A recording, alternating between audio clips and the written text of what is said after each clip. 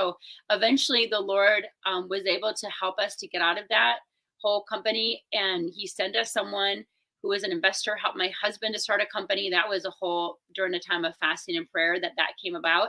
Oh, And wow. then it was starting to, go well. But of course, then the pandemic. And so my book came out. My first book is Model Behavior. It came out in 2019.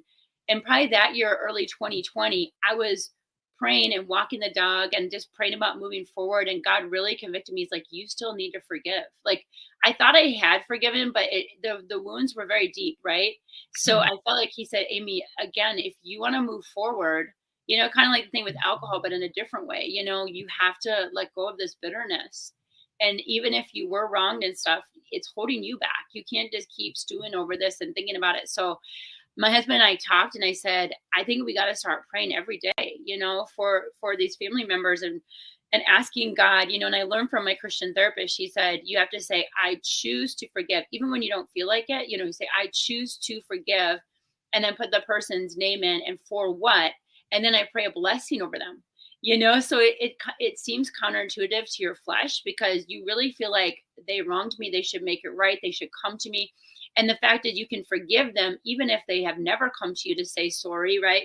Because it's really like you do yourself a favor by forgiving someone, because then that frees you up on the inside to keep loving people and not to put up that wall. So yeah, I was praying every time I started to think about things that happen. I would pray blessing. And then my husband and I would hold hands every night and pray.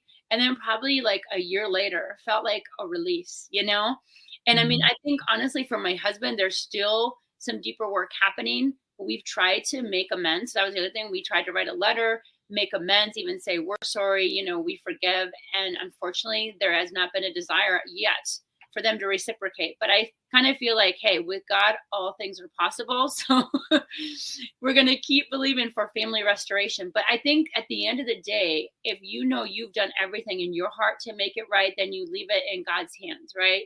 And you trust him to work it out. And someone said recently to me, like, Amy, you know what? If they're not ready and they're not in a good place, you wouldn't want to be in a relationship with them right now anyways, right? So sometimes God puts those boundaries.